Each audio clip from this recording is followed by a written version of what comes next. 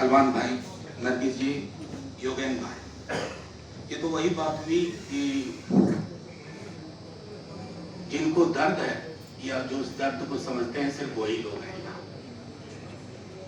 और हमारे साथ आजकल हम लोगों की दिक्कत भी यही हो रही है कि हमदर्दों से बात करता है और वो दर्द बार बार बयां होता है और हमारे ही बीच रहता है।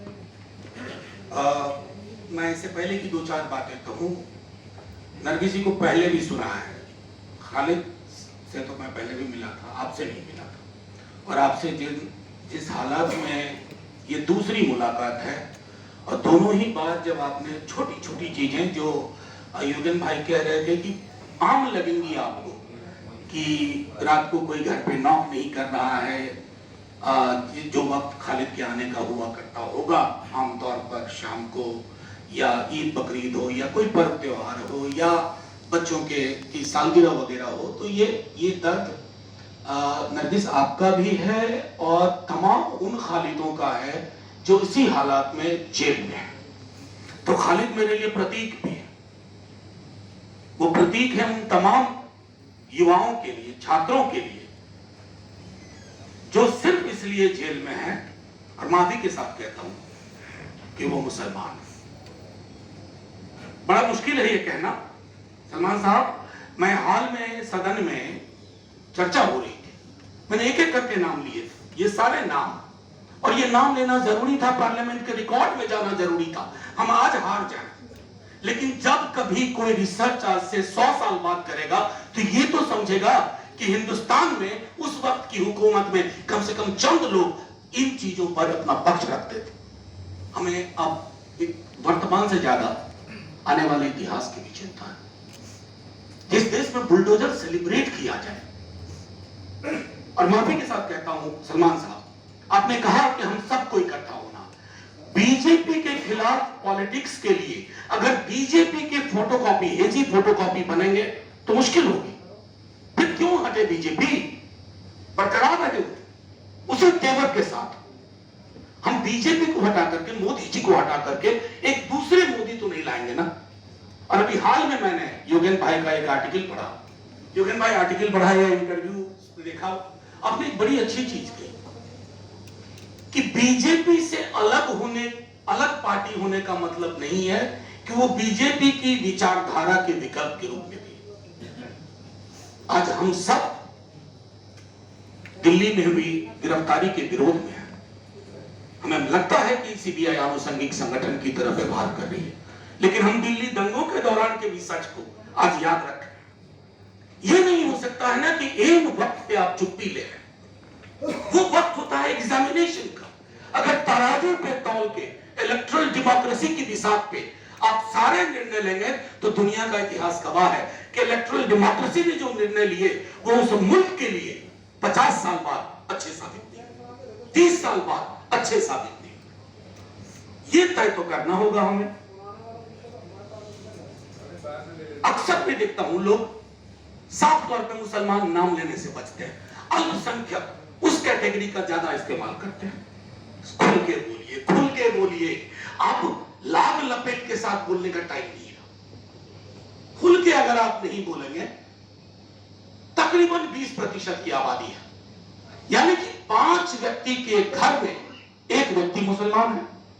अगर मैं इसको थोड़ा अंकगणित में समझाऊं तो 5 बच्चे में से अगर एक बच्चे के लिए, उसके दर्द के लिए आप नहीं सोच रहे, नहीं देख रहे, आप तो घर में खुद आग लगा रहे हैं। और ये आग ऐसी है जिसके लिए कोई अग्निशामक यंत्र काम नहीं आता। फिर हम सब बैठ करके कब्रिस्तान में बैठ करके कहेंगे कि ये क्या किया हमने अपने साथ, अपने देश के साथ। तो एक तो मुझको लगता है कि पॉलिटिकल पार्टीज को, सारी पॉलिटिकल पार्टीज को सब, अभी भरतपुर में हूं मैं, देख रहा हूं लोग नाम नहीं ले रहे हैं। साहब बोलो ना, नासिर जुनैद, क्या लग रहा है इसको बोलने में? कोई फर्क नहीं पड़ेगा अगर आप ये समझते हैं कि इन मामलों में चुप्पी रख करके और एक सॉफ्ट वर्जन ऑफ हिंदुत्व, वो सब काम नहीं करेगा। जब ओरिजिनल रहेगा तो फेक और फोटोकॉपी किसी को नहीं चाहिए। क्यों बनना है? एक और इलेक्शन हार जाए, यही होगा ना। 3 इलेक्शन लगातार हार जाएंगे, कम से कम देश तो नहीं हारेंगे ना। ये तो लगेगा ना कि 40, 42, 45% लोग अभी भी उस राजनीति के साथ नहीं है, खुल करके बोल रहे हैं। वो मादा, वो मिजाज मुझको लगता है तैयार करना होगा। और ये जो अक्सर नफा नुकसान वाली चीजों के कारण बहुत, शाम की डिबेट क्यों जाना जरूरी है? मेरी पार्टी ने लगभग छोड़ दिया, क्यों जाए उस डिबेट में जिसमें, जैसा कि आपने कहा त्यागी जी, सब कुछ पहले से तय है। और मैं तो अपने कई सारे मेरे मित्र हैं एंकर, उनसे उनकी शिकायत क्या करना? उन्हें तो एक स्क्रिप्ट मिली हुई है, वो उसके आगे नहीं जा सकते, उसके पीछे नहीं जा सकते, उसके दाएं नहीं जा सकते, उसके बाएं नहीं जा सकते। लेकिन हम आप कुछ फैसले ले सकते हैं, और वो फैसले हम नहीं ले रहे। हम वो फैसले इसलिए भी ले ले रहे हैं कि जो डर भाजपा फैलाना चाहती थी, आपने उस डर को अंगीकार कर लिया।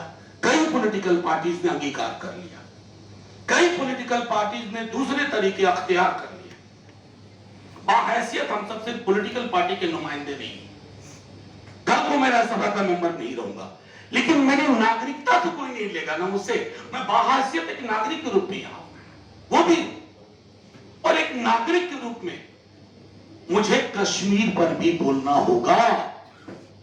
एक नागरिक के रूप में मुझे दलितों पर बोलना होगा, क्योंकि शेक्सपियर का कहना वो जो है ना, अभी आ जाए वो इंडिया में, कहते थे ना कि there is nothing in name, please come here, we have everything in name and something more in surname.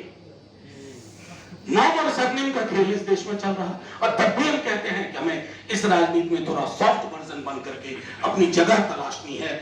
और एक बार सत्ता में आ गए, नहीं साहब, सत्ता में आप आ जाएंगे, मैं मानता हूं सत्ता का गणित अलग होता है, लेकिन मनोवैज्ञानिक रूप से हम इस देश को हार रहे हैं, सामाजिक रूप से हम इस देश को हार रहे हैं। इस मुल्क की जो तामीर थी हम उसको खो चुके। जिस मुल्क में नाम लेने से पहले किंतु परंतु करना पड़े, एक जुनैद के साथ एक पंकज को जोड़ना पड़े, अरे पंकज के लिए भी बोलो, जुनैद के लिए, कोई विरोधाभास नहीं है। लेकिन जब तक हम इसको नहीं समझेंगे, मैं समझता हूं कि मुश्किल होगी। मैं अक्सर इन मौकों पे साथियों आपके साथ रहा हूं, मेरी पूरी पार्टी भी we vouch for it, but we must remember I see more or less similar faces in every meeting. हम सब एक दूसरे के आदी हो गए, आदत बन गए एक दूसरे के। इस आदत में भी थोड़ा बदलाव करना होगा। हालांकि आज थोड़ा बदलाव है, सुना कुछ 1-2 आईबी के भी हमारे साथी आए हुए हैं, और उनसे भी आग्रह है कि आप गौर से सुने कि क्या है यहाँ। आइन की बात हो रही है, संविधान की बात हो रही है, क्योंकि ये मुल्क किसी पॉलिटिकल पार्टी की कस्टडी में हमेशा के लिए नहीं। चुनाव होता है, सरकारें आती हैं, सरकारें जाती हैं। अमृतकाल इस देश के लिए हो सकता है, किसी पॉलिटिकल पार्टी के लिए अमृत हमेशा के लिए नहीं है। हमने बड़े बड़े पॉलिटिकल पार्टीज और बड़े बड़े लीडर नाम देखे हैं जो कहां दफन हो गए, आज कोई नाम लेवा नहीं है। तो इस हकीकत को स्वीकार करते हुए हम कानूनी लड़ाई के लिए, हमारे पास ऐसे लोग हैं, सलमान भाई हैं। सलमान भाई, आप लोगों को भी एक आग्रह मैं करूंगा कि लॉयर्स की एक पूरी टीम इन केसेस को, मैं जानता हूं आप प्रो बोनो केसेस लेते हैं, लेकिन एक पूरी टीम अवेलेबल हो, क्योंकि अक्सर उस दौर में कुछ नोट शेयर किए थे हमने, नदीम ने भी आपस में। मेरे पार्टी का एक लड़का मीरान हैदर, वो मेरे साथ दिल्ली राइट के टाइम में, रिलीफ के काम में, या कोरोना के वक्त में रिलीफ के काम के लिए मैं डिपेंडेंट रहता था उससे। वो जेल में है। मैं लाइटर वेन में कहता हूं, उसको अगर कमरे में एक मच्छर के साथ छोड़ दो तो मच्छर नहीं मार सकता, और आपने उसको कॉन्स्पिरेसी में डाल दिया। जो ख्वाब में उसने कभी नहीं सोचा वो आपके ख्वाब में आ गया। जो बता रहे थे योगेन भाई, फेरी टेल पे पूरी की पूरी आपकी जांच चल रही। तो मैं ज्यादा वक्त नहीं लूंगा, सिर्फ इतना कहूंगा, नरगिस, आपका पेन ये आपका व्यक्तिगत नहीं रहा, ये इस दौर का दर्द है, ये हम सब का है। हम डे टू डे लेवल पर आपसे मिल नहीं पाते हैं, बात नहीं कर पाते हैं, लेकिन इतना जरूर बताते हैं कि इस दौर में भी एक बहुत बड़ी आबादी, और मानिए जितनी आबादी वोट करती है बीजेपी को, उससे बड़ी आबादी आपके दर्द के साथ है। बस ये है कि वो जो बड़ी आबादी है ना, जो आपके दर्द के साथ है, वो इन दिनों थोड़ा चुप ज्यादा रहने लगी है, सड़कों पे आना बंद कर दिया है। वो रवायतें बहाल करनी होगी। इस ऑडियंस में भी मैं देख रहा हूं जो अलग अलग मुद्दों के लिए एमकेएसएस के हमारे साथी लोग भी हैं जो लड़ते रहे। तो अब हम सबको भी लड़ाई को एक मान लिया जाए कि परमानेंट है, कि अब हमारा यही काम है कि हम लड़ाई करें। लड़ाई बोले तो मैं आईबी के साथियों से कहता हूं, लड़ाई का मतलब यहाँ कतई भी गन लाठी वाठी से नहीं है, ये एक वैचारिक लड़ाई, हाँ मनु मानेसर वाला नहीं है, एक वैचारिक लड़ाई है। और ये लड़ाई इस बात के लिए है, अभीम साहब को ये ना कहना पड़े कि मेरे वालिदैन ने बिस्तर बंद क्यों खोल लिया था, क्यों यहां रह गए थे। शुक्रिया।